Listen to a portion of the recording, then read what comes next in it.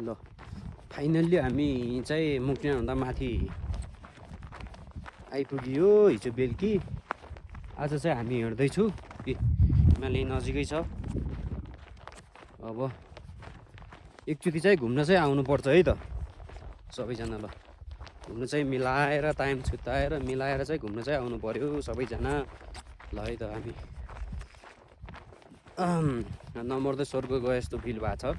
आनन्द peaceful वातावरण वरिपरि दायाँ बायाँ डाँडा काँडा हो एकदम रमाइलो भइरहेछ यात्रा। अलिकति हिजो आइला जस्तो फिल भयो, त्यही पनि ठिकै छ जसो तसो। अब बिस्तारै शरीर म्यानेज हुँदैछ